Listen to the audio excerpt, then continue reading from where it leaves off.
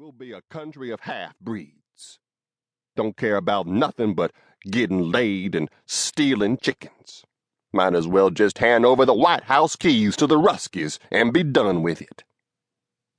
Klein held up a hand. Okay, then. But that's exactly why me and Jerry got you boys here tonight. Somebody's got to take a stand, and I say, why not us? Show this country that decent white man ain't gonna let America go to hell in a black handbasket. He waggled a finger in the direction of a small, bald man still in his Sunday go-to-church suit and tie, sitting on a stained, battered couch rubbing his hands together. Luther, what happened at the meeting today? This ceremony really is gonna go down, is it? Afraid so, came in Luther Cartwright's prissy countertenor. I told him they ought to give a whole lot of thought about what just might happen if things get out of hand. Said I wasn't real happy about the idea of my drugstore being damaged, say, in a riot or a fire. But Charlie Bancroft called me a lily-liver. He thinks the publicity be good for the town, and besides, according to him, it's the right thing to do. Charlie always did like his chocolate, Barton said. If that hoity-toity wife of his don't have at least a couple drops out of the tar bucket, I'll eat my hat. The laughter in the room encouraged him on. People don't get a suntan at Christmas like she's got.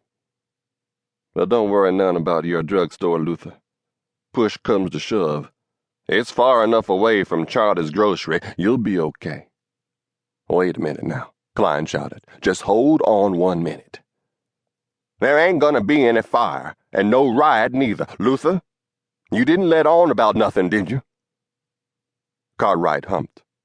Come on, Otto. How dumb you think I am? Dumb enough to say you were even thinking about a fire or a riot. Cartwright got halfway to his feet, but Barton pushed him back onto the couch. Relax, Luther. You too, Otto. Last thing we need is for us to get on each other. Luther, you were supposed to go to the meeting and just listen, not talk. Best if everybody in this town stays nice and calm. Nobody thinking about riots, fires, or anything else.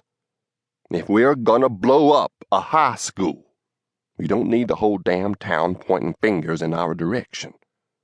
Now, what about Herb Studer? What's the mayor thinking? Cartwright's face darkened. He told that kike who's the head of the men's choral club. Abe Rosenthal? Yeah, fancy pants little Jew. Herb told him he'd be glad to give a speech at the ceremony. He thinks it'd be good to show people how Sedalia is moving ahead with good race relations. A sound like swarming bees swirled through the little group. Oh, he did, huh? Otto Klein was furious. Don't that just top all? Guess he wants to see niggers eating in restaurants, right at the next table to him, and sitting with him in the movie theaters. What the hell's the matter with Studer? Them colored breed like rabbits, and one fine day, they're gonna be telling us what we can do and what we can't. I would never have believed in a million years I lived to hear the mayor of Sedalia say it's just fine and dandy to have white and colored go up on a stage together. And in the colored high school to boot. Well, that's the way I heard it, said Cartwright. But there's even more. Some old white guy's coming in from California wants to play piano at the ceremony. He says he was here 50 years ago and took piano lessons from Scott Joplin. He comes here and does that, he's going to be a dead white piano player.